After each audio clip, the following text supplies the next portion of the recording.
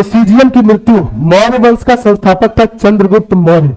आपको मैंने पढ़ाया होगा 322 ईसा पूर्व में, ईसा मसीह के 322 साल पहले चंद्रगुप्त मौर्य ने चाणक्य की सहायता से मगध में एक वंश की स्थापना की थी, मौर्य वंश। घनानंद की हत्या करके, नंद वंश को समाप्त करके मौर्य वंश स्थापित हुआ था और मौर्य वंश का शासक था चंद्रगुप्त मौर्य। चंद्रगुप्त मौर्य ने अपने 6 लाख की सेना के साथ पूरे भारत को रौंद दिया था और उसने एक अखिल भारतीय साम्राज्य की स्थापना की थी, बताया था मैंने। और उसके अखिल भारतीय साम्राज्य, ऑल इंडिया लेवल का जो साम्राज्य था मौर्य साम्राज्य, वो काफी बड़ा था। इसमें कुल 4 प्रांत थे, मैंने बताया होगा आपको 4 प्रांत थे कुल उस समय के अखंड भारत में। अखंड भारत में कुल 4 प्रांत थे और मौर्य साम्राज्य में प्रांतों को चक्र कहा जाता था। ये आज का पाकिस्तान है, ये आज का अफगानिस्तान है, मेरी बात समझ रहे हैं। तो 4 प्रांत, यहां अफगानिस्तान में एक पर्वत है, मैंने बताया होगा हिंदुकुश पर्वत। ये अफगानिस्तान में एक पर्वत है हिंदुकुश पर्वत, और यही ऐसे हिमालय शुरू हो जाता है। तो हिंदुकुश पर्वत और हिमालय के दक्षिण में ये पूरा भारत है और इसी पूरे भारत पर चंद्रगुप्त मौर्य का अधिकार हो गया था। भारत के पश्चिमोत्तर हिस्सा जो था, इसका ज्यादातर हिस्सा चंद्रगुप्त मौर्य को दहेज में मिला था, मैंने बताया होगा आप लोग को, ठीक है। और ये जो प्रांत था चंद्रगुप्त मौर्य के साम्राज्य का, ये था उत्तरापथ, और उत्तरापथ की राजधानी थी तक्षशिला, बताया था मैंने। ये प्रांत जो था ये प्राची थी और प्राची की राजधानी थी पाटलिपुत्र, ठीक है। तीसरा प्रांत था इसके साम्राज्य का अवंती, और अवंती की राजधानी उज्जैनी थी मध्य प्रदेश में, ठीक है। और यहां चौथा प्रांत था दक्षिणापथ, और दक्षिणापथ की राजधानी थी सुवर्णगिरी। तो ये 4 प्रांत थे चंद्रगुप्त मौर्य के साम्राज्य में। आपको याद रखना है कौन सा इसके साम्राज्य में क्षेत्र शामिल नहीं था। तो एक राज्य मैंने बताया होगा कलिंग राज्य, जो आज का उड़ीसा वाला क्षेत्र है, ये इसके साम्राज्य में शामिल नहीं था। ये मौर्य साम्राज्य में शामिल करेगा अशोक, अशोक महान। तो बस अशोक महान आज पढ़ेंगे हम लोग।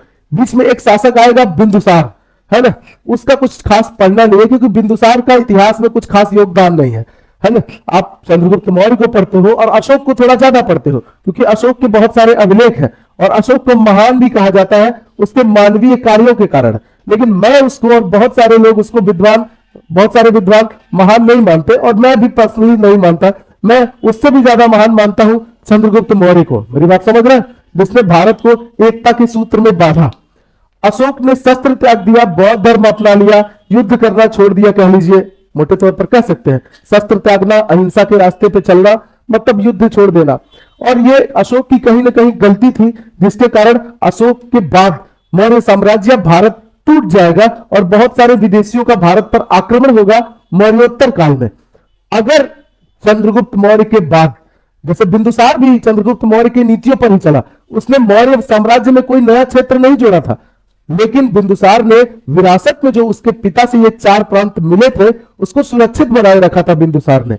बिंदुसार चंद्रगुप्त मौर्य का बेटा है, जो चंद्रगुप्त मौर्य की मृत्यु के बाद मगध का शासक बनेगा। मगध इतना बड़ा है, दिख रहा है कितना बड़ा है मगध इस समय, ठीक है। तो मौर्य साम्राज्य का अगला शासक, चंद्रगुप्त मौर्य की मृत्यु हो गई है श्रवण बेलगोला में, कर्नाटक में संलेखना विधि से चंद्रगुप्त मौर्य की मृत्यु हुई। संलेखना विधि मतलब जैन धर्म की एक विधि है जिसमें उपवास द्वारा अपने आप को व्यक्ति मार लेता था, समझ पा रहे हैं। तो संलेखना विधि से चंद्रगुप्त मौर्य की कर्नाटक में श्रवण बेलगोला में मृत्यु हो गई और उसके गुरु थे भद्रबाहु, पढ़ाया था मैंने, ठीक है। अब हम पढ़ने जा रहे हैं सीजियम के बाद, चंद्रगुप्त मौर्य के बाद बेटा सीजियम का पुत्र बिंदुसार गद्दी पर बैठता है।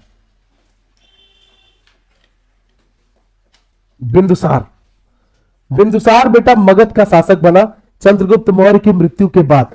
बिंदुसार का कार्यकाल वहीं तब शुरू होता है जब चंद्रगुप्त मौर्य की मृत्यु होती है, जहां से चंद्रगुप्त मौर्य की मृत्यु हुई थी 298 ईसा पूर्व में, ईसा मसीह के जन्म के 298 साल पहले। और ये कब तक शासन करेगा? 272 ईसा पूर्व, 272 ईसा मसीह के जन्म के 272 साल पहले तक शासन करेगा। हम लोग उल्टा चल रहे हैं टाइमलाइन में, ईसा मसीह के जन्म की तरफ बढ़ रहे हैं, ईश्वी की तरफ बढ़ रहे हैं हम, ठीक है। तो आप लिख सकते हैं सीजियम के बाद इसका बेटा बिंदुसार मगध का शासक बना। कहां का शासक बना बेटा? मगध का शासक बना। आप लिख सकते हैं मगध का शासक बना, मगध राज्य का शासक बना बिंदुसार, शासक बना। अच्छा, बिंदुसार ने कुछ उपाधियां, अच्छा एक चीज और जान ले, राजधानी जब तक मैं नहीं बदलूंगा तब तक राजधानी पाटलिपुत्र है। आपको मैंने बताया कंटिन्यूअस राजधानी कहां रहेगी, पाटलिपुत्र। इसकी उपाधियों से बेटा कुछ प्रश्न बनते हैं। आवाज थोड़ा गड़बड़ है, समझ में आ रही है आवाज? ठीक है, क्योंकि अभी धीरे धीरे ठीक होगा। जुकाम जब ठीक होता है तो आवाज धीरे धीरे नॉर्मल आती है, समझ पा रहे हैं? ठीक है, सही हो जाएगी। तो बहुत तेज बीमार भी पड़ता, बहुत तेज ठीक भी हो जाता हूं, लेकिन इस बार कुछ लंबा ही बीमार रहा है ना। पता नहीं क्या सीन था। ठीक, डॉक्टर से पूछा, बोला डॉक्टर नॉर्मल तुम्हें जुकाम है ना? बोला यार नॉर्मल है, मैं तो इसकी वजह से पूरा हालत खराब थी मेरी, मैं पढ़ा नहीं पा रहा था, है ना। तो मेरा ये गला वाला दर्द करने लगा था बहुत ज्यादा, ये पूरा कफ वफ जम गया था अंदर। तो वो बहुत सही किया उसने, दवा 2 ही खुराक खाया है, बहुत रिलीफ है मुझे, है ना। और तीसरी खुराक आज खानी है, तो सोच नजारा क्या होगा। ठीक है, हाँ, एक बार ठीक हो गया तो अलग ही लेवल पे आ जाऊंगा, पुराने वाले लेवल पे फिर से आ जाऊंगा। तो थोड़ा सा मुझे समय दीजिए। बिंदुसार की उपाधियां, तो सोच नजारा क्या होगा। तो बिंदुसार की उपाधियां बेटा, इसमें बहुत सारी उपाधियां, इसको बहुत सारी उपाधियों से नवाजा गया है अलग अलग पुस्तकों में। ठीक है, अलग अलग ग्रंथों में। यूनानी ग्रंथ, यूनानी, अभी आप जानते हो यूनानियों के साथ मौर्यों का वैवाहिक संबंध है, रिश्तेदार है यूनानी। क्या है? ये दामाद पक्ष है बेटा। ठीक है, ठीक। तो इसको बहुत सारे यूनानी ग्रंथों में भी इसका उल्लेख है, और यूनानी ग्रंथों में इसको अमित्र चेट्स कहा गया है। क्या कहा गया है? अमित्र चेट्स इसकी उपाधि में मैं बता रहा हूं, हालांकि इसका अन्य नाम था ये अमित्र चेट्स। इसको यूनानी ग्रंथों में कहा गया है, यूनानी ग्रंथ, यूनानी ग्रंथों में इसको बिंदुसार को अमित्र चेट्स कहा गया है, जो चंद्रगुप्त मौर्य का पुत्र है। अमित्र चेट्स जो है वो संस्कृत भाषा का एक शब्द है, अमित्र घात। अमित्र घात का ही यूनानी वर्जन है। अमित्र घात मतलब होता है, मित्र मतलब दोस्त, अमित्र मतलब दुश्मन, शत्रुओं का घात करने वाला, नाश करने वाला, शत्रुओं का नाश करने वाला इसको कहा जाता था, अमित्र घात। बिंदुसार को अमित्र घात कहा जाता था। अमित्र घात का सेंस है शत्रुओं का विनाश करने वाला, शत्रुओं का विनाश। क्या हुआ? हाँ, शत्रुओं का विनाश करने वाला। आइए बढ़ते हैं बेटा आगे। शत्रुओं का विनाश करने वाला अमित्र चेट्स या अमित्र घात। अमित्र चेट्स मैं क्या रहा हूं समझिए। अमित्र घात संस्कृत शब्द है और इसी का यूनानी वर्जन है अमित्र चेट्स। समझ गए? ठीक है, तो अमित्र घात पूछा किसको कहा जाता है, अमित्र चेट्स किसको कहा जाता, तो ठीक है बिंदुसार को। इसके अलावा इसको सिंहसेन भी कहा गया है। बौद्ध और जैन ग्रंथों में बिंदुसार को सिंहसेन कहा गया। पहले जैन ग्रंथ लिखिएगा, जैन व बौद्ध ग्रंथों में, बौद्ध ग्रंथों में इसको सिंहसेन कहा गया है, बिंदुसार को सिंहसेन कहा गया है। अब इसके अलावा एक और अंतिम है, ठीक है, क्योंकि बिंदुसार तो अभी खत्म हो जाएगा, 4-5 लाइन के बाद समाप्त हो जाएगा।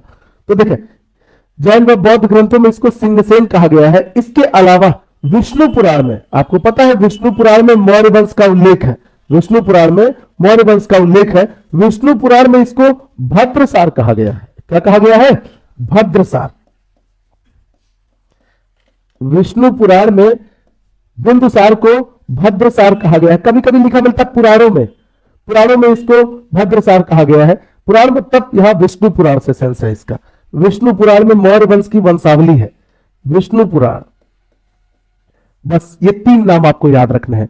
तो बिंदुसार गद्दी पर बैठता है मगध के 298 ईसा पूर्व और यह शासन करेगा 272 ईसा पूर्व तक। राजधानी है वही पाटलिपुत्र और साम्राज्य कितना बड़ा है आप जानते हैं। इसको विरासत में चंद्रगुप्त मौर्य का साम्राज्य मिला है। तो एक लाइन लिखेंगे, उसके बाद हम पढ़ेंगे, बहुत कम, इसको अभी खत्म हो जाएगा, शुरू करूंगा नहीं तुरंत खत्म हो जाएगा। तो एक लाइन लिखेंगे कि बिंदुसार को विरासत में जो भी साम्राज्य मिला उसमें वो कोई नया क्षेत्र नहीं जोड़ता, अपितु जो भी उसको क्षेत्र मिला था उसको उसने अच्छा बनाए रखा, उसमें कोई क्षेत्र गंवाया नहीं। हालांकि हालात ऐसे बने थे जब बहुत सारे क्षेत्र इसके हाथ से निकलने वाले थे। जैसे तक्षशिला में कुछ सामंतों ने विद्रोह कर दिया, मौर्य वंश से खुद को स्वतंत्र घोषित कर दिया, बिंदुसार की अधीनता मानने से खुद को इनकार कर दिया। लेकिन है ना, पहले बड़ा बेटा बिंदुसार का बड़ा बेटा सुसीम जाता है, तो तक्षशिला में 2 विद्रोह हुए थे। कितने विद्रोह? पहले विद्रोह को सुसीम जाकर दबाता है, सामंतों को शांत करता है, है ना, कुछ को बल द्वारा कुछ को समझाता है। उसके बाद फिर भी विद्रोह नहीं शांत होता तो दोबारा ये अवंती के राज्यपाल को अशोक को भेजता है बिंदुसार, और अशोक जाता है, फाइनली सबको निपटा के शांत करके आता है, फिर विद्रोह नहीं होता तक्षशिला में। समझ पा रहे? तो ऐसे हालात उत्पन्न हुए थे जबकि उसका साम्राज्य छोटा हो जाता, लेकिन हो नहीं पाया, इसके पुत्रों ने बचा लिया। समझ पा रहे? तो एक लाइन लिखेंगे हम लोग कि बिंदुसार, एक लाइन लिखेंगे कि बिंदुसार ने साम्राज्य में मिले, विरासत में मिले, बिंदुसार ने विरासत में विरासत में मिले साम्राज्य में, चंद्रगुप्त मौर्य से जो साम्राज्य इसको विरासत में मिला था, विरासत मतलब समझते हो ना? हाँ, बिंदुसार ने विरासत में मिले साम्राज्य में कोई नया क्षेत्र नहीं जोड़ा, साम्राज्य में कोई नया क्षेत्र, बेटा कोई नया क्षेत्र नहीं जोड़ा,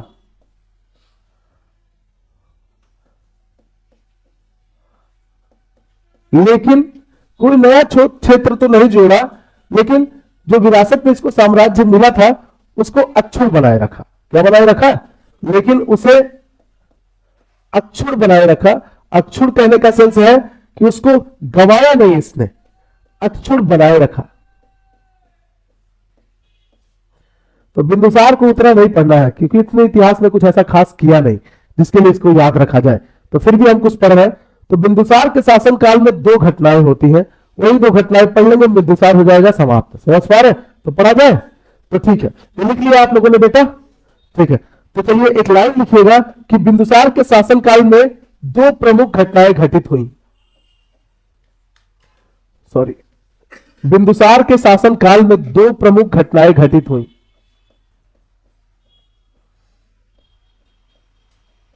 बिंदुसार के शासनकाल में दो प्रमुख घटनाएं घटित हुई। तो दो दो से याद रखिएगा, सब दो ही होता है। हुई, दो प्रमुख घटनाएं घटित हुई। वो दो प्रमुख घटनाएं कौन कौन सी थी आइए देखते हैं, सब दो दो याद रखिएगा। इसके शासनकाल में है ना 298 ईसा पूर्व से लेकर 272 ईसा पूर्व, आपको बस यही जानना, इसी के बीच हो रहा है। दो विदेशी दूतों का आगमन हुआ था पाटलिपुत्र में, बिंदुसार के दरबार में। बिंदुसार के दरबार में दो विदेशी दूतों का आगमन, वो पहले हम पढ़ेंगे, ठीक है? तो बिंदुसार के दरबार में दो विदेशी दूतों का आगमन, ये एक घटना पढ़ेंगे। बिंदुसार के दरबार में दो विदेशी दूतों का आगमन,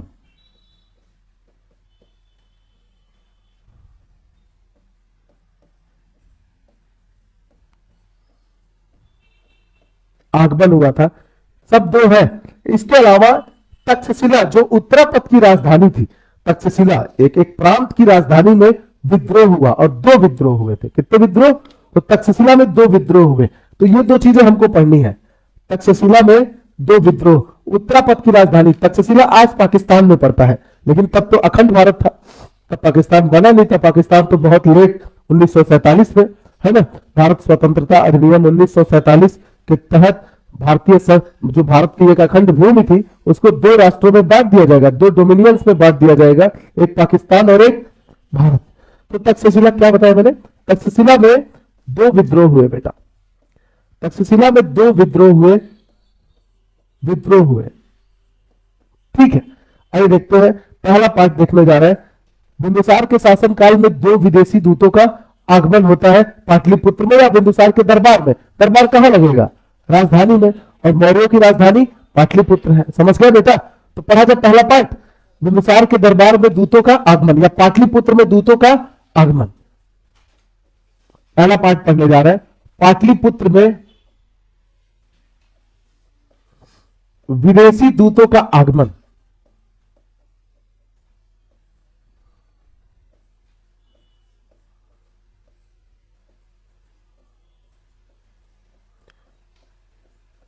विदेशी दूतों का आगमन देखते हैं, पाटलिपुत्र में विदेशी दूतों का आगमन। आइए तो चलिए बेटा मैं बता रहा हूं आप लोग को। ठीक है, एक मैप बनाएंगे, उसके जरिए हम इसको समझेंगे। मैप देखिए ये है, मैं मैप बना रहा हूं अखंड भारत का। ठीक है, आपको कैसे मैप बनाऊं और बढ़िया है बेटा। ठीक है, तो देखिए ये आज भारत को ही सहायता करके, देखिए ये है भारत, ये क्या है भारत, यही तो है भारत। आप लोग मैप बनाते रहिए। ये आज का भारत है, ये ऐसा ही कुछ है आज का भारत। ठीक है, इसके अलावा ये देखें, ये है आज का पाकिस्तान। ठीक है, मैं वर्ल्ड ज्योग्राफी पढ़ा रहा हूं 6:30 से 8 में, 6:30 से 8 एक बैच है, उसमें वर्ल्ड ज्योग्राफी चल रहा है ना, अभी शुरू ही किया है मैंने। ठीक है, ये देखिए ये पाकिस्तान है आज का, और ये क्या है, तो उसमें ये पढ़ाता हूं मैं चीजें। ये अफगानिस्तान है, समझ पा रहे बेटा, ये आज का है। और यहां क्या है बताइए कोई, ईरान कहां, तुर्की है, क्या है ये, क्या कर रहे तुम लोग, ये तुर्की है। अब अरे रुक जाओ, गलगल बना दिया मैंने, हाँ सही बता रहे थे तुम, ईरान मैंने बनाया ही नहीं और तुर्की बना दिया। ये ईरान है, ये क्या है बेटा, बनाया तो नहीं था मैप में, शाबाश, ऐसे ही पीछे चलो। ठीक है, और ये है बेटा तुर्की, ये स्केच है, जाहिर सी बात है स्केच ही बन सकेगा अभी। ये तुर्की है, ये ईरान है, ये तुर्की है, ये ईरान है आज का, और ये अफगानिस्तान है, ये आज का पाकिस्तान है, और ये मेरा भारत महान है। ये बेटा इराक है, क्या है ये सब चीजों से आप परिचित होंगे, परिचित है ना।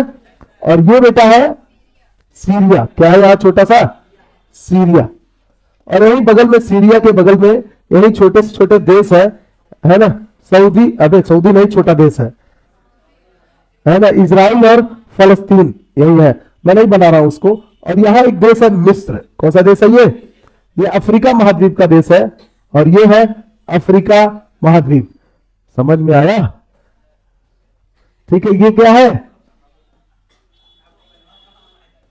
बस इतना इतना बना लोगे ना बेटा, अबे बनाओ, स्केच है, आपको थोड़ी कोई ऐसा कुछ, ऐसे एक काम करना, पाकिस्तान से मिस्र को मत लगा देना, मतलब जिससे जिसकी सीमा रेखा लगती है वही लगाइए आप, बाकी सही है।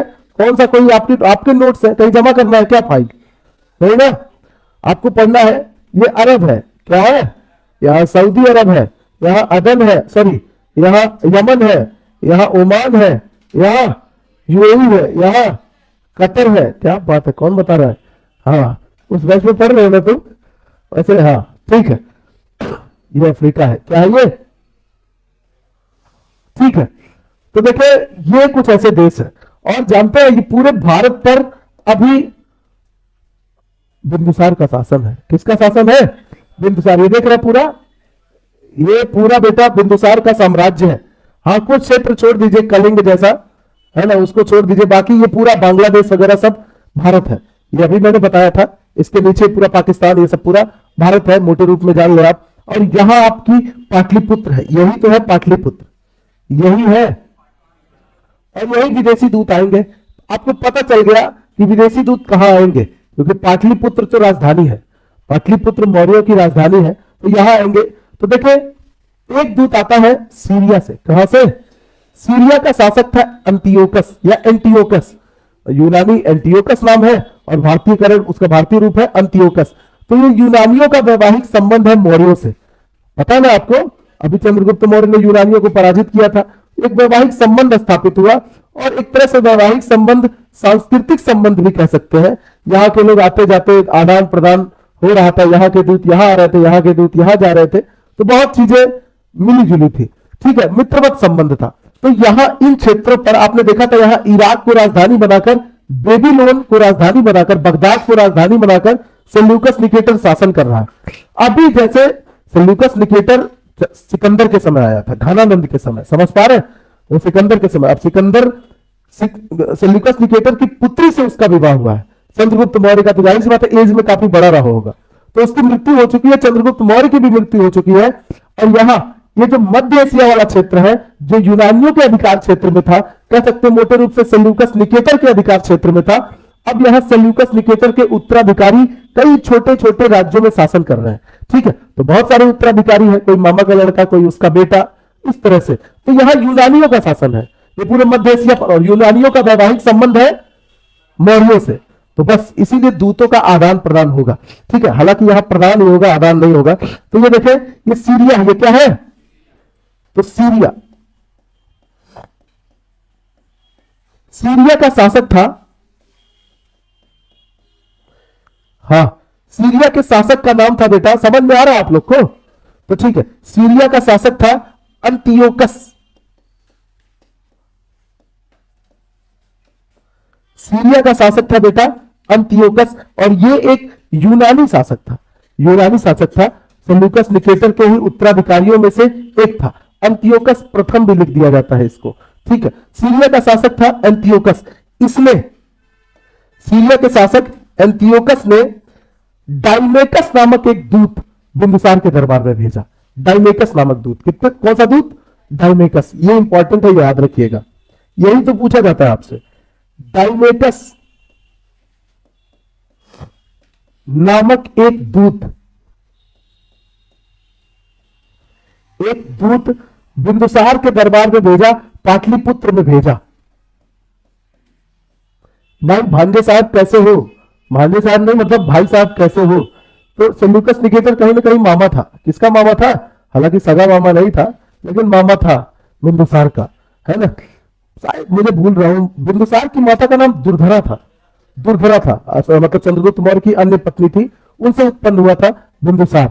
ठीक है, कंफ्यूज हो गए क्या तुम लोग? और चंद्रगुप्त मौर्य का एक विवाह हुआ था सेल्यूकस निकेटर की पुत्री से, जिसका नाम था कार्नेलिया या हेलेना। ठीक है, तो ठीक है, डाइमेकस नामक एक दूत बिंदुसार के दरबार में आया, दरबार में आया, और अभी मामा पक्ष के वहां से एक दूत आ रहा है। तो मामा के लोगों से या मामा के वहां से मांगने में शर्माना नहीं चाहिए, तो बिंदुसार भी शर्माया नहीं, है ना? बिंदुसार ने डाइमेकस के जरिए अंतियोकस से 3 वस्तुएं मांगी। है कि मामा से बोल देना, मामा नहीं भाई लगेंगे ये लोग मेरे हिसाब से, ऐसे कोई डायरेक्ट संबंध बता नहीं सकते आप, लेकिन फिर भी मामा पक्ष है ये लोग। तो डायमेकस से बोल दिया बिंदुसार ने कि अच्छा, आया दूत और फिर वापस चला गया, और डायमेकस के जरिए 3 वस्तुएं मंगवाई बिंदुसार ने सीरिया के शासक अंतियोकस से, है ना? एक तो मीठी मदिरा। मदिरा, यूनानी उस समय मदिरा बहुत अच्छा बनाते थे, हालांकि हमारे यहां भी मदिरा बहुत समय से बनती थी, प्राचीन काल से सोम रस बनता था वनस्पतियों से। ठीक है, लेकिन फिर भी तो लिख लीजिएगा एक लाइन इसी के आगे। समझ में आ रहा है कि नहीं तुम लोग को? तो ठीक है, लिखिएगा डाइमेकस के जरिए,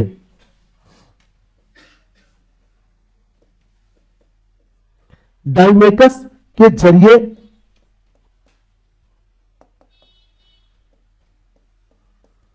डाइमेकस के जरिए बिंदुसार ने, बिंदुसार ने डाइमेकस के जरिए बिंदुसार ने अंतियोकस से 3 वस्तुएं मांगी बेटा। अंतियोकस से 3 वस्तुएं मांगी। अंतियोकस से बेटा 3 वस्तुएं इसने मांगी। वो 3 वस्तुएं कौन कौन सी थी मैं बता रहा हूं। ठीक है, आइए देखते हैं वो 3 वस्तुएं कौन कौन सी थी बेटा, जो डाइमेकस के जरिए बिंदुसार ने, अच्छा डाइमेकस आया था कहा? पाटलिपुत्र। कुछ समय रखो, रुका और चला गया, समझ पा रहे? 3 वस्तुएं मांगी बिंदुसार ने अंतियोकस से। वो 3 वस्तुएं थी, एक तो मीठी मदिरा,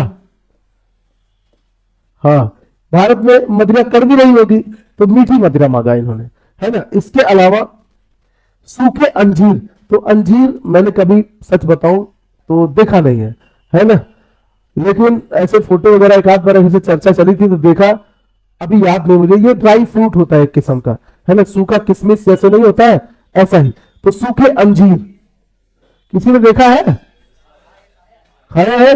अच्छा ठीक है, नहीं, अगर नहीं देखा नहीं खाया तो कोई बहुत बेइज्जती की बात नहीं है ना? ऐसा कुछ, बहुत सारी चीजें आप नहीं देखते खाते हो, है ना?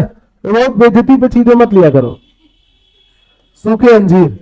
इसके अलावा तीसरी चीज इन्होंने एक विद्वान, एक यूनानी दार्शनिक की मांग की कि अपने यहां से, उस समय यूनान में बहुत अच्छे अच्छे किस्म के विद्वान पाए जाते थे। आपने नाम भी सुना होगा प्लेटो का, अरस्तु, है ना, अरिस्टोटल, नाम सुना है इन सबका?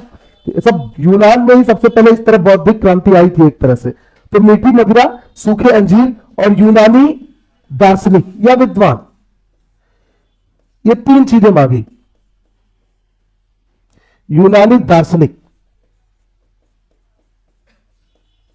तो बेटा ये 3 वस्तुएं मांगी, जिसमें से एंटियोकस ने ऊपर की 2 चीजें भिजवा दी और तीसरी वस्तु के लिए, तीसरी चीज के लिए विनम्रता पूर्वक मना कर दिया कि हमारे यहां लोगों का लेन देन नहीं होता, इंसानों का लेन देन नहीं, वस्तुओं की तरह इंसान गिफ्ट नहीं किए जाते। समझ पा रहे? तो तीसरी चीज के लिए पूछा जाता है किस चीज के लिए मना कर दिया था, है ना? या ऐसे प्रश्न बनता है निम्नलिखित में से कौन सी चीज बिंदुसार ने सीरिया के शासक से नहीं मांगी थी, है ना? तो रहेगा 3 चीज रहेगा, चौथे में आम रहेगा या आलू रहेगा, कुछ भी रहेगा, तो आप चौथा लगा देना। समझ गए बेटा?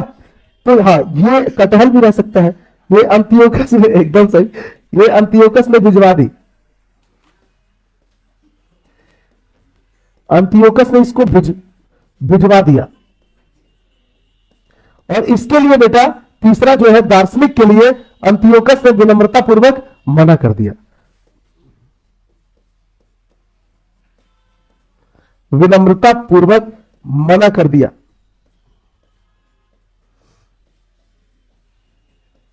मना कर दिया।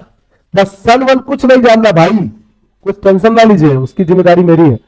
ठीक है, तो याद रहेगा सीरिया का शासक एंटियोकस ने एक दूत भिजवाया था, भेजा था पाटलिपुत्र में बिंदुसार के दरबार में, जिसका नाम था डाइमेकस। और डाइमेकस के जरिए बिंदुसार ने 3 चीजें मंगवाई थी, एक सूखी मीठी मदिरा, सूखे अंजीर और एक दार्शनिक। मीठी मदिरा और सूखे अंजीर बिंदुसार के पास भिजवा दिया अंतियोकस ने। बाकी तीसरा यूनानी दार्शनिक के लिए मना कर दिया कि हम विद्वान नहीं भेज सकते। समझ गए? अच्छा आप बताएं, ऊपर जगह एक लाइन लिखने का है आपके पास? ठीक है, तो एक ही लाइन लिखना है। देखिए एक यूनानी शासक और था जिसका, एकदम सही, मिस्र का शासक था। वो कहां का शासक था? मिस्र का यूनानी शासक था, जिसका नाम था टॉलेमी फिलाडेल्फस, जिसको हिंदी में कहा जाता है तुरमय। क्या? तुरमय। तो मिस्र का शासक था तुरमय।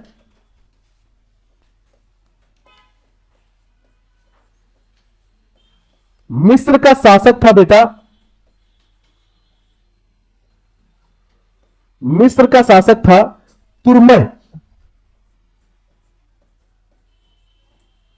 तुरमय, या इसका यूनानी नाम था टॉलेमी। और भी जगह यूनानी थे, लेकिन इनका कुछ ऐसा दूत इन्होंने भिजवाया नहीं, तो हम उनका नहीं पढ़ रहे हैं। किससे बतिया रहे हो? कोई बात नहीं। देखिए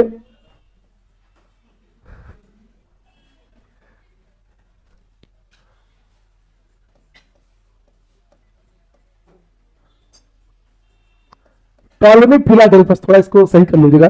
फिलाडेल्फस क्या है ये? फिलाडेल्फस। तो तुरमय या टॉलेमी फिलाडेल्फस बेटा मिस्र का शासक था। इसने भी एक दूत भेजा था, हालांकि उस दूत से कुछ मांगा नहीं बिंदुसार ने, लेकिन इसने भी एक दूत पाटलिपुत्र में भेजा था बिंदुसार के दरबार में। तुरमय या टॉलेमी फिलाडेल्फस ने, यहां डाइमेकस था, यहां दूत का नाम था डाइमेकस, यहां दूत का नाम होगा डायोनिसियस। याद रहेगा बेटा, डायोनिसियस। बस खत्म हो गया बिंदुसार भाई। अब हम पढ़ेंगे अशोक। रुक जाइए, एक छोटा सा और है। डायोनिसियस नामक दूत बिंदुसार के दरबार में भेजा।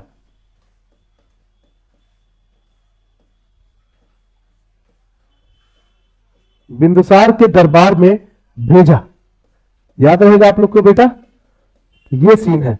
तो मिस्र का शासक तुरमय या टॉलेमी फिलाडेल्फस डायोनिसियस नामक दूत बिंदुसार के दरबार में भेजता है। आगे बढ़ा जाए। अच्छा ये सब कहां आ रहे हैं बेटा? देखिए यहां मिस्र से निकलकर कहां आ रहे हैं? पाटलिपुत्र। ये सब मिस्र से चलकर पाटलिपुत्र आए। समझ पा रहे हैं? ये दोनों पाटलिपुत्र आए और बिंदुसार के दरबार में। आगे बढ़ा जाए बेटा। ठीक है, ये हो गया, ये पढ़ा दिया मैंने। अब चले, दूसरा पार्ट क्या था? तक्षशिला में 2 विद्रोह हुए थे बिंदुसार के शासनकाल में।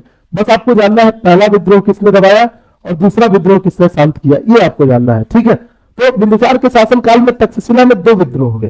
ठीक है, विद्रोह हुए, किसने किया ये सब आपको नहीं जानना। विद्रोह कुछ सामंतों ने किया, कुछ शक्तिशाली लोगों ने किया जो बैठे थे तक्षशिला में, उत्तरापद की राजधानी तक्षशिला में। उन्होंने तक्षशिला पर कह लीजिए अधिकार करने की कोशिश की और नाफरमानी करने की कोशिश की बिंदुसार का। वैसे में बिंदुसार अपने बच्चों को भेजता है कि जाओ सबक सिखा के आओ इन लोगों को, और उसके बच्चे जाते हैं और सबक सिखाते हैं। समझ पा रहे? पूरी बात है। ठीक है बेटा, क्या मोरल ऑफ द स्टोरी समझ गए ना आप लोग? हमेशा अपने जरूरत की सोचे, ठीक है, कितनी जरूरत है आपको, बाकी दुनिया क्या कर रहा है क्या सोच रहा है उससे कुछ नहीं, आपको अपने से मतलब है, समझ रहे? ठीक है, तो देखिए अब बिंदुसार के शासन काल में, किसके शासन काल में? बिंदुसार के शासन काल में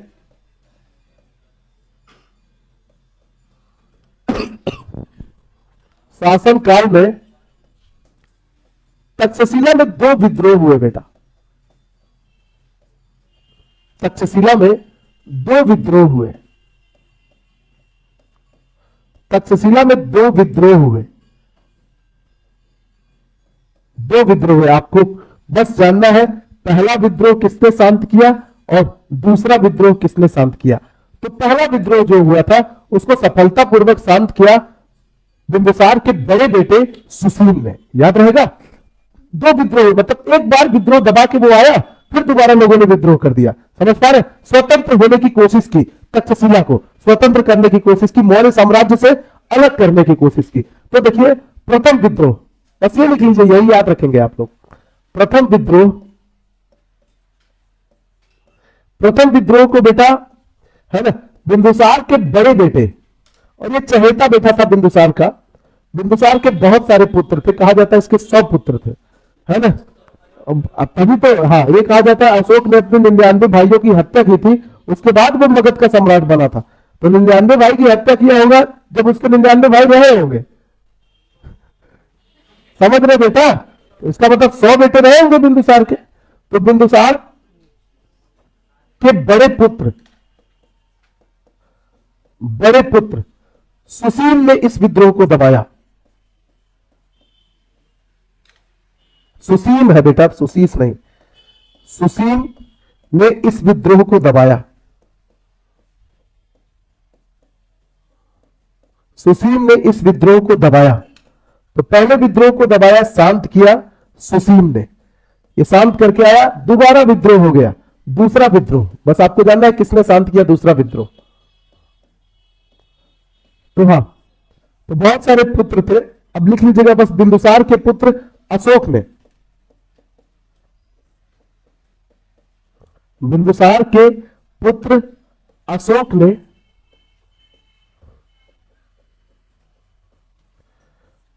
ने इस विद्रोह को दबाया।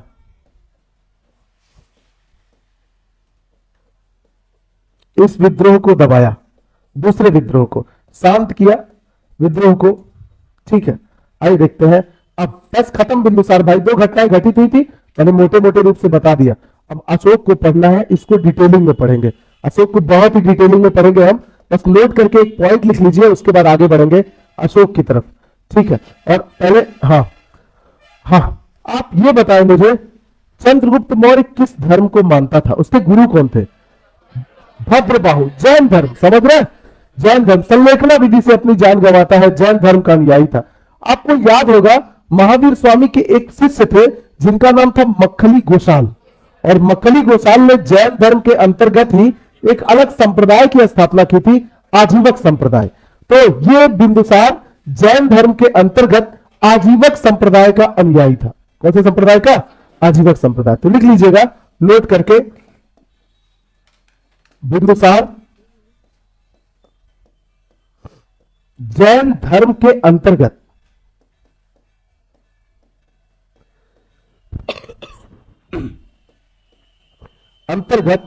बिंदुसार जैन धर्म के अंतर्गत आजीवक संप्रदाय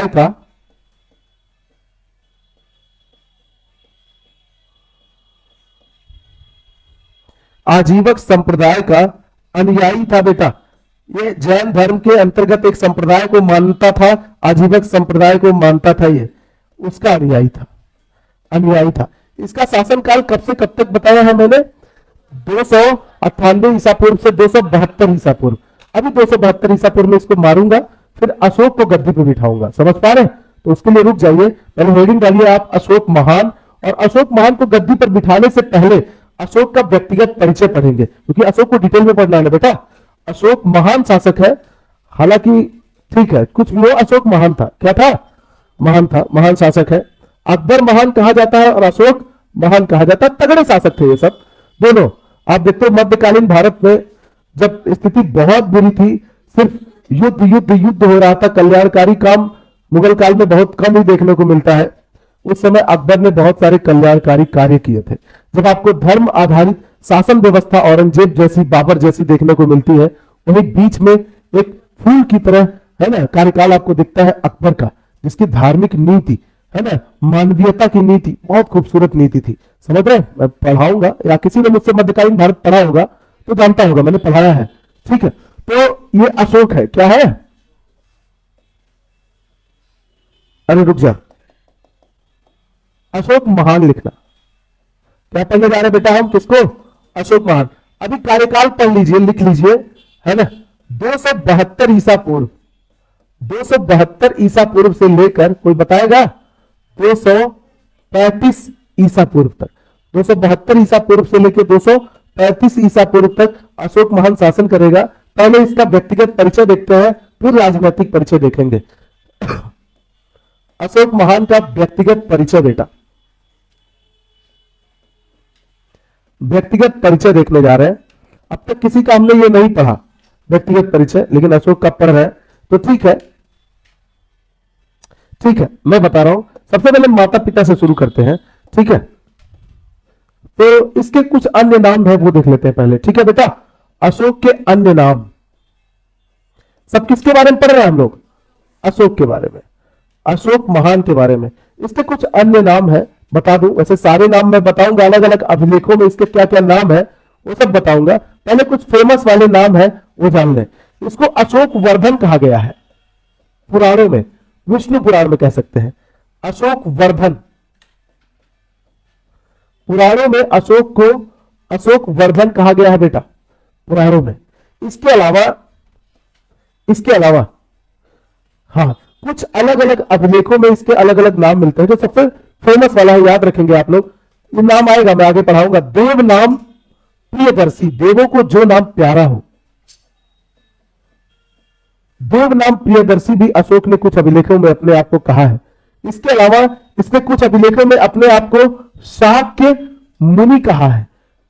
शाक्य मुनि जानते हैं किसको कहा जाता है? महात्मा बुद्ध को भाई साहब कहा जाता है। ये बौद्ध धर्म का अनुयायी था, तो उसी से अपने नाम को कनेक्ट कर लेता है। ये भगवान बुद्ध का ही नाम खुद को ले लेता है, अपना पिता, जैसे पिता का नाम लोग लगाते हैं अपने नाम में, बस वैसा ही कुछ था। अशोक शाक्य मुनि, समझ पा रहे? तो शाक्य मुनि, अभी बस इतना जाने, और भी बहुत सारे नाम है। शाक्य मुनि, देव नाम प्रियदर्शी, अशोक वर्धन। ये कहा है ये बाद में पता चलेगा, ये कई जगह है, ठीक है ना। तो अभी लिख लीजिए, ये अन्य नाम थे अशोक के। अशोक वर्धन, देव नाम प्रियदर्शी और शाक्य मुनि, ये नाम थे अशोक के। ठीक है बेटा, एक मिनट बेटा, ठीक है। अब देखें अन्य नाम के अलावा अब हम पढ़ेंगे माता इसकी कौन थी। तो अशोक की माता का नाम था बेटा सुभद्रांगी। अशोक की माता का नाम था सुभद्रांगी। इसके पिता थे बिंदुसार। अशोक के पिता का नाम था बिंदुसार। इसके अलावा इसका विवाह भी हुआ था, बधाई हो। इसकी पत्नी नहीं, पत्नियां थी, और कुछ ऐसी पत्नियों का नाम जानेंगे जिनका इतिहास में कुछ महत्व है, ठीक है। तो इनकी मैं बताऊंगा आपको, दो पत्नियां। कितनी? दो पत्नी। एक पत्नी जो मतलब कह सकते हैं जो पहली पत्नी थी, वह सबसे राजमाता टाइप के बनेंगी, वो थी महादेवी। महादेवी, समझ रहे?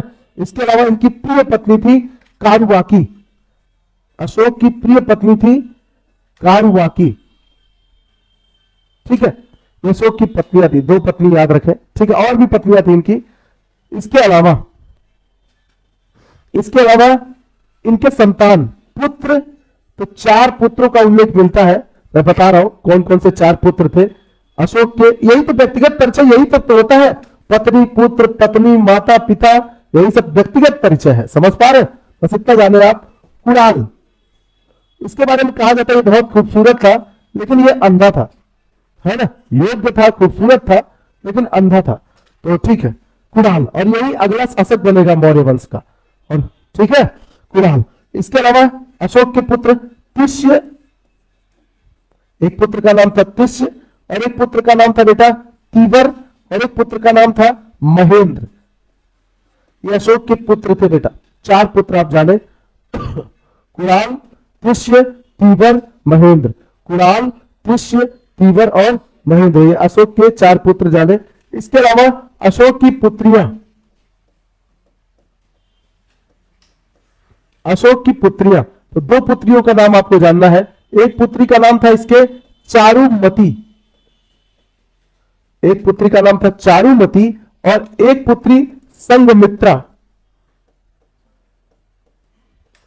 तो ये है चारुमती और संघमित्रा अशोक की पुत्रियां थी।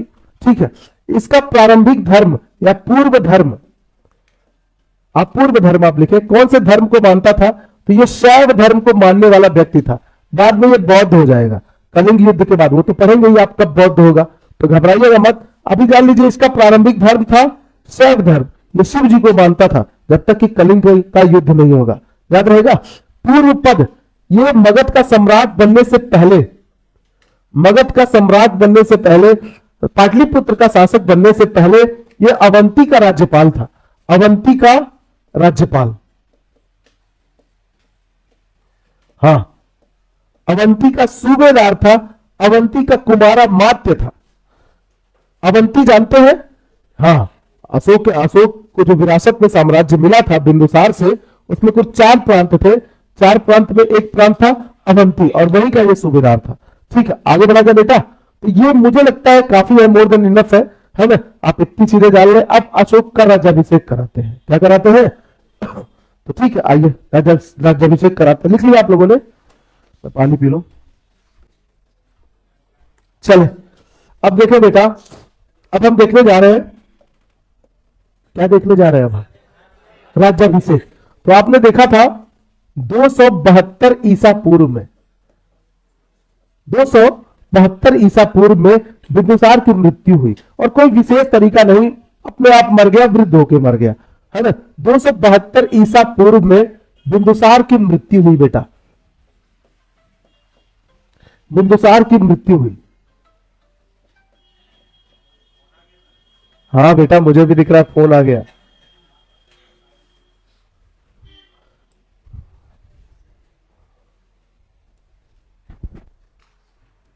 हेलो, हाँ हाँ, अरे कैसे हो भाई? भाई मैं क्लास में हूँ, मैं क्लास लेके बात करूँ।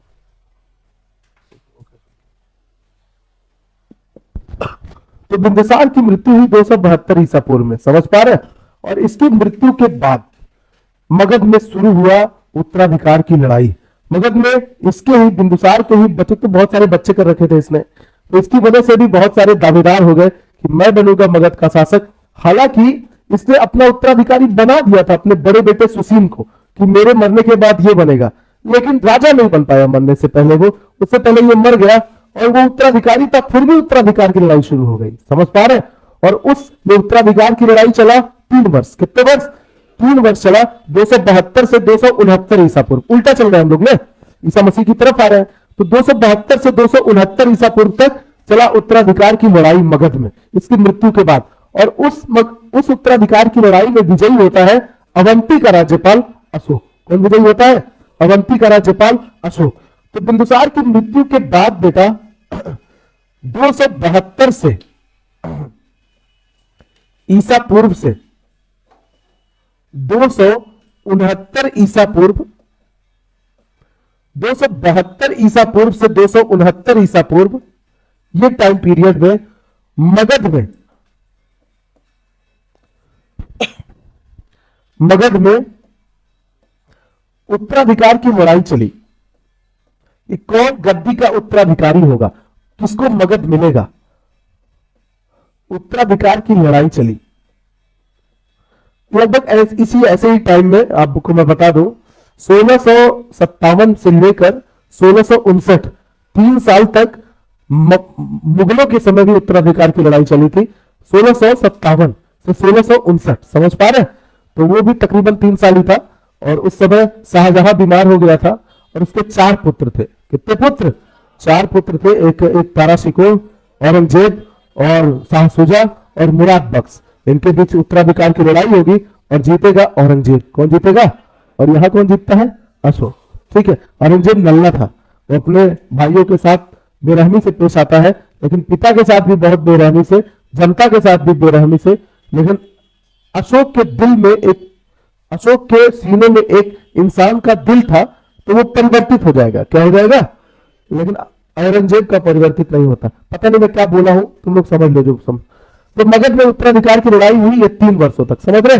और उत्तराधिकार की लड़ाई में विजयी कौन हुआ? अशोक। लिख लीजिएगा, उत्तराधिकार की लड़ाई हुई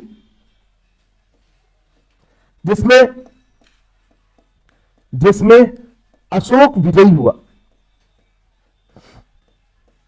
जिसमें अशोक बेटा विजयी हुआ, इसमें अशोक विजयी हुआ। अब देखें, अशोक जीत गया इस युद्ध में। उसके बाद उत्तराधिकार की लड़ाई, और इसका वास्तविक कार्यकाल शुरू होता है 269 ईसा पूर्व से। उसके बाद हालांकि 272 ईसा पूर्व में इसने अवंती, उज्जैनी में ही अपना राज्याभिषेक कर लिया था, और दोबारा विधिवत राज्याभिषेक पाटलिपुत्र में करता है ये 269 ईसा पूर्व में। 269 ईसा पूर्व में अशोक का राज्याभिषेक हुआ। आप यही, अब आप कहोगे सर कार्यकाल तो 269 से शुरू हो रहा है, तो लेकिन कार्यकाल में वो साल भी गिने हुए जाते हैं, समझ पा रहे? उत्तराधिकार की लड़ाई भी जब हुई थी, समझ रहे हैं? तो 269 मत बोलना कि कार्यकाल इसका 269 से 235 नहीं, आप बोलोगे 272, समझ रहे हैं? ठीक है, अशोक का राज्याभिषेक हुआ 269 ईसा पूर्व में। राजधानी कुछ बदली है नहीं, तो मैं कुछ बताने जा नहीं रहा आपको। राजधानी वही है, साम्राज्य वही है जो चंद्रगुप्त मौर्य के समय था, बिंदुसार के समय भी वही रहा, उसके बाद इसको भी विरासत में वही मिला है। तो अशोक का राज्याभिषेक हुआ 269 ईसा पूर्व हुआ। और कहा जाता है अशोक ने अपने राज्याभिषेक के 8वें वर्ष, कौन से वर्ष? 8वें वर्ष,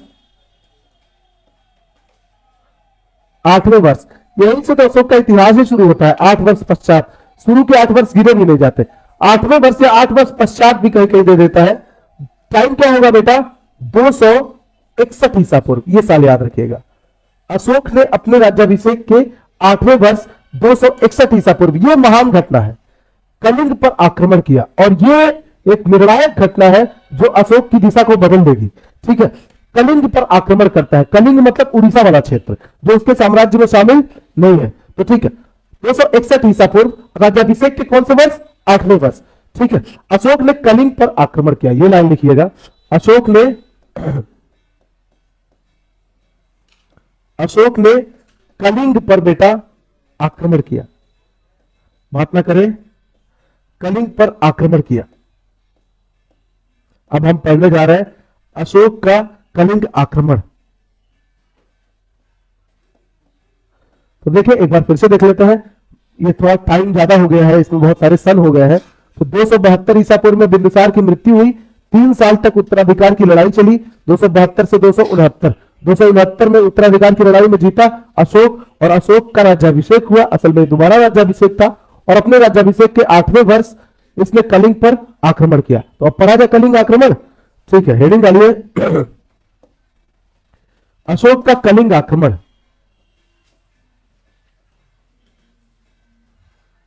अशोक का कलिंग आक्रमण।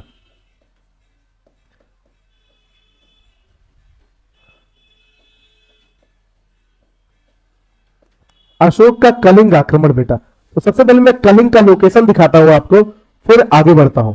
तो देखिए ये है प्रायद्वीपीय भारत, और यहां कहीं है पाटलिपुत्र, यहां कहीं मतलब बिहार साइड, बिहार में पटना जान रहे हो ना? ठीक है, ये है बेटा पाटलिपुत्र। ये अशोक का साम्राज्य काफी बड़ा है, अभी है ना, उत्तराधिकार में उसको लगभग पूरा भारत मिला हुआ है, लेकिन उसके साम्राज्य में ये उड़ीसा वाला क्षेत्र शामिल नहीं है, ये उड़ीसा वाला क्षेत्र शामिल नहीं है। यही है कलिंग, आज का उड़ीसा, ये है कलिंग, ये है कलिंग राज्य, कलिंग राज्य। और यहां की कलिंग राज्य की राजधानी जो थी, कलिंग राज्य की राजधानी थी बेटा तोसली। कलिंग राज्य की राजधानी थी तोसली, समझ गए बेटा? तो ठीक है, आइए देखते हैं, कलिंग राज्य की राजधानी थी तोसली, इसके बारे में देखते हैं। तो हाँ, पाटलिपुत्र राजधानी थी मौर्य वंश की, अशोक की राजधानी थी। और यहाँ ये है तोसली, समझ पा रहे? तो बस ये सेना लेके तोसली में घुस गया, आक्रमण शुरू, कहानी शुरू, समझ पा रहे? तो लिखा जाए। अच्छा, सबसे पहले देखें, सबसे ये समझ में आ रहा है बेटा, पाटलिपुत्र से सेना लेकर, एक बड़ी सेना लेकर कलिंग में घुस जाता है, तोसली पर आक्रमण कर देता है। छोटा सा राज्य था, आराम से जीत लेता है, आराम से नहीं, लेकिन तोसली वालों ने बड़े बहादुरी से युद्ध लड़ा, बड़े मारे गए, लेकिन सरेंडर नहीं किया। ये बड़ी महत्वपूर्ण चीज है। मगध बहुत विशाल साम्राज्य था और उसके सामने एक छोटा सा राज्य था, फिर भी इसने सरेंडर नहीं किया, है ना? तो ये बहुत बड़ी बात है। तो देखें, सबसे पहले कारण क्या था कलिंग युद्ध का, हम देखेंगे। क्या बेटा, क्यों ये अशोक ने कलिंग पर आक्रमण किया? ठीक है, कारण युद्ध तो तभी होगा कलिंग पर, अशोक का कलिंग आक्रमण क्यों, क्या कारण था? तो इसके तीन प्रमुख कारण थे। एक तो उस समय कलिंग जो था एक बहुत बड़ा व्यापारिक मंडी था। व्यापारिक मंडी मतलब यहां वस्तुएं बेचने और खरीदने के लिए लाई जाती थी, मतलब वस्तुएं अलग अलग जगह से लोग मंडी में क्या होता है, मंडी में यही तो होता है, व्यापारी आते हैं अपना सामान बेचने और ग्राहक आते हैं उसको खरीदने। तो ये बहुत बड़ी व्यापारिक मंडी थी, और मंडी जिसके कब्जे में होगा धन उसके पास होगा, और धन का बड़ा महत्व है। धन कभी भी किसी काल में भी धन का महत्व कभी नहीं कम हुआ, सब कुछ चीजें महत्व, नदियों का महत्व बदला गया। सिंधु नदी कभी वैदिक काल में बड़ी महत्वपूर्ण थी, यमुना नदी मध्यकालीन भारत में, गंगा नदी आज, समझ पा रहे? कभी कहते थे अंग्रेजों का बड़ा महत्व था, आज अमेरिका रसिया का बड़ा महत्व है, कल इंडिया का बड़ा महत्व होगा। सब चीजें बदली है, लेकिन धन का महत्व कभी बदला है? नहीं बदला है, समझ पा रहे? तो ये याद रखेंगे आप लोग। कारण क्या थे? जान रहे हो, कलाकार हो तुम। तो पहला, कलिंग एक बहुत बड़ी व्यापारिक मंडी थी, इसलिए ये मंडी चाहिए था अशोक को, मंडी चाहिए था अशोक को। कलिंग एक पहला कारण था, इसलिए आक्रमण करता है अशोक। कलिंग एक प्रसिद्ध मंडी थी,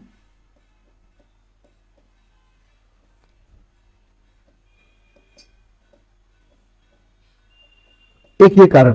इसके अलावा आज भी उड़ीसा में हाथी पाए जाते हैं, और तब भी कलिंग में हाथी पाए जाते थे, और ये हाथी चाहिए था अशोक को, क्योंकि सेना में उस समय प्राचीन काल में सेना में हाथियों का बड़ा महत्व था। तो वो हाथी मिल जाते, कलिंग अगर मिल जाता तो कलिंग में हाथी पाए जाते थे। ये भी कहीं ना कहीं कारण था कलिंग पर आक्रमण का। बेटा, कलिंग में हाथी पाए जाते थे, याद रहेगा बेटा, हाथी पाए जाते थे, कलिंग में हाथी पाए जाते थे, यह भी कारण था। इसके अलावा तीसरा देखें, तीसरा सुन लीजिए, बस दो कारण याद रखिएगा, ठीक है। तीसरा, साम्राज्य विस्तार। इसका इतना बड़ा साम्राज्य हो और बीच में एक छोटा सा क्षेत्र स्वतंत्र हो, अच्छा नहीं लगता, समझ पा रहे हैं? तो ऐसे में साम्राज्य विस्तार तो हर कोई करेगा, एक अच्छा राजधर्म है राजा का कि वो साम्राज्य विस्तार करे, तो इसने साम्राज्य विस्तार भी किया, इसके लिए भी इसको आक्रमण करना पड़ा। इसके अलावा अब देखें, हम देखेंगे दूसरी चीज, कलिंग युद्ध की जानकारी के स्रोत। हमें कहां से पता चला कि ऐसा कोई युद्ध हुआ था, समझ पा रहे? तो कलिंग युद्ध के जानकारी के स्रोत किसके सब किसके बारे में आप पढ़ रहे हो? कलिंग युद्ध, ठीक है। कारण और उसके जानकारी के स्रोत, कहां से हमको पता चलता है कि कलिंग युद्ध जैसे कोई युद्ध हुआ था? तो इसके दो जानकारी के स्रोत हैं, और बड़े ही ऑथेंटिक स्रोत है, पक्का हो जाता है कि हाँ ऐसा कोई युद्ध हुआ था। एक तो मैं आगे ही पढ़ाऊंगा आपको, अशोक का 13वां अभिलेख, 13वां शिलालेख। क्या? तो अशोक के अभिलेख अभी पढ़ाऊंगा, घबराइए नहीं। तो अभी चुपचाप लिख लो, क्या कर लो, इसको लिख लो आप, अशोक का 13वां शिलालेख। उसमें अशोक ने लिखा हुआ है कि अब कैसे अपने राज्याभिषेक के 8वें वर्ष कलिंग युद्ध पर आक्रमण करता है और उसका हृदय परिवर्तन हो जाता है। ये सब बातें इसमें लिखी हुई है। अशोक का 13वां शिलालेख, अशोक का 13वां शिलालेख बेटा, ये हमको बताता है कि कलिंग युद्ध, शिलालेख एक पत्थर, प्राकृतिक चट्टान पे अशोक ने कुछ लेख लिखवाए थे, वही आज शिलालेख कहलवाते। कुल 14 शिलालेख है, कितने? उसमें 13वें शिलालेख में अशोक के कलिंग युद्ध का उल्लेख मिलता है। इसके अलावा एक वंश पढ़ाऊंगा मैं मौर्य वंश के बाद, मौर्योत्तर काल में, चेदि वंश। कौन सा वंश? चेदि वंश, जहां का एक शासक होगा तगड़ा, जो कलिंग का शासक होगा, खारवेल। और खारवेल ने एक अभिलेख लिखवाया था, हाथी गुम्फा अभिलेख। उड़ीसा में उदयगिरी की पहाड़ियों को कटवाकर उस पर एक अभिलेख लिखवाया था जिस पर कलिंग का इतिहास है, और उसी में भारत को पहली बार भारतवर्ष कहा गया है। समझ पा रहे हैं? तो उसके बारे में भी पढ़ेंगे आप लोग। ये दोनों अभिलेख आगे आएंगे, ये भविष्य के गर्भ में छुपे हुए हैं ये दोनों अभिलेख। ठीक है, पढ़ा गया? तो लिख लीजिएगा, बस लिख लीजिए, इसको रट लीजिए दोनों अभी के लिए। लिखिएगा खारवेल एक शासक है, कलिंग का शासक, आगे आएगा। खारवेल का हाथी गुम्फा अभिलेख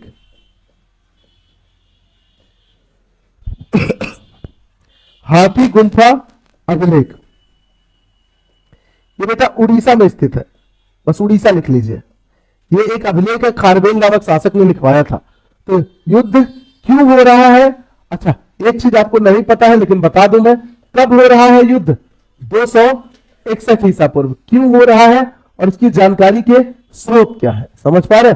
अब मैं कल पढ़ाऊं या इसको कल पढ़ाऊं ना, जल्दबाजी कर रहा हूं थोड़ा सा, मुझे लग रहा है। ठीक है, इसको अच्छे से कल पढ़ेंगे, कोई समस्या नहीं, कलिंग युद्ध कल पढ़ा दूंगा मैं। ठीक है बेटा, ठीक, कल आप लोग की क्लास चलेगी। ठीक, और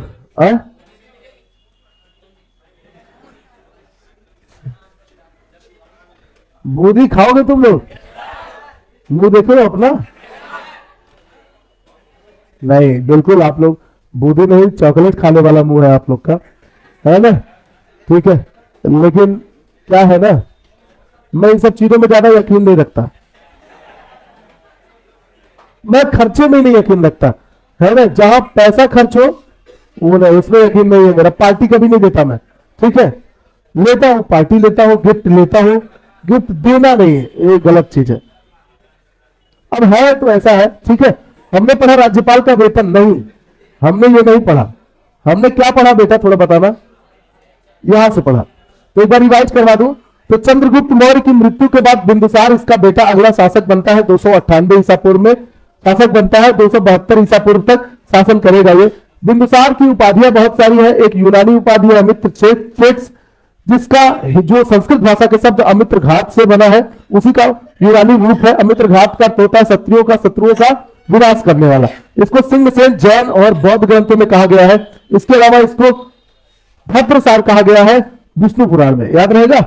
इसको जो भी विरासत में साम्राज्य मिला उसमें कोई नया क्षेत्र इसने जोड़ा नहीं, बल लेकिन अपना जो भी विरासत में मिला था उसको बनाए रखा इसने, कोई गवाया भी नहीं। इसके शासनकाल में 2 घटनाएं घटित होती है। एक तो 2 दूतों का आगमन होता है, यूनानी दूतों का, और तक्षशिला में 2 विद्रोह हुए थे, याद रहेगा आप लोग को। 2 दूतों का आगमन होता है बिंदुसार के दरबार में। वो कौन कौन से दूत थे बेटा? एक तो भेजा था मिस्र के शासक टॉलेमी फिलाडेल्फस ने या तुर्मे ने, जिसका नाम था डायोनिसियस, वो पाटलिपुत्र में आया था। बस इतना आपको याद रखना है, ठीक है? दूसरा दूत सीरिया के शासक एंटियोकस ने भेजा था, जिसका नाम था डाइमेकस, और डाइमेकस के जरिए बिंदुसार ने एंटियोकस से 3 वस्तुएं मांगी थी, मीठी मदिरा, सूखे अंजीर और एक दार्शनिक। 2 चीजें भिजवा दी, मीठी मदिरा, सूखे अंजीर और दार्शनिक के लिए मना कर दिया था एंटियोकस ने। इसके अलावा तक्षशिला में इसी के शासनकाल में 2 विद्रोह हुए। एक विद्रोह को, पहले विद्रोह को दबाया सुसीम ने, दूसरे विद्रोह को अशोक ने। बिंदुसार जैन धर्म के अंतर्गत आजीवक संप्रदाय का अनुयायी था। उसके बाद हमने शुरू किया है अशोक महान। अशोक महान 272 ईसा पूर्व से लेकर 235 ईसा पूर्व तक शासन करेगा।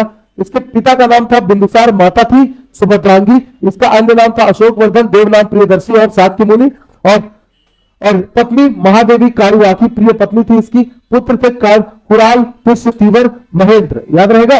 इसके अलावा पुत्रियां थी चारुमती, संघमित्रा, ठीक है? इसका पहले ये धर्म मानता था, बौद्ध होने से पहले वो शैव धर्म का अनुयायी था। इसके अलावा शासक बनने से पहले ये अवंती का राज्यपाल था, राज्यदार मैंने लिख दिया है, ठीक है? ये क्या है? राज्यपाल। आपने क्या लिखा है? शाबाश, ठीक है? तो 272 ईसा पूर्व में बिंदुसार की मृत्यु हुई। उत्तराधिकार का लड़ाई चला 272 से 269। उत्तराधिकार की लड़ाई में विजयी हुआ अवंती का राज्यपाल अशोक, और उसका राज्याभिषेक होता है 269 ईसा पूर्व में। और अपने राज्याभिषेक के 8वें वर्ष 261 ईसा पूर्व में इसने कलिंग पर आक्रमण किया। तो हमने शुरू किया है आज कलिंग आक्रमण। कलिंग राज्य मतलब आज का उड़ीसा वाला क्षेत्र। कौन सा क्षेत्र बेटा? आज का उड़ीसा वाला क्षेत्र। और उस समय इसकी राजधानी थी तोसली। कलिंग पर आक्रमण करता है, क्यों? क्योंकि इसको कलिंग के हाथी चाहिए थे और कलिंग की मंडी चाहिए था। इसके अलावा साम्राज्य विस्तार तो करना ही था। इस युद्ध के बारे में हमें 2 अभिलेखों से पता चलता है। एक खुद अशोक का ही शिलालेख है, एक अभिलेख, और एक अभिलेख है खारवेल का हाथी गुम्फा अभिलेख, उड़ीसा में उदयगिरी की पहाड़ियों पर। समझ गए बेटा? अब इसको हम लोग कल पढ़ेंगे। आज के लिए बस इतना ही, धन्यवाद।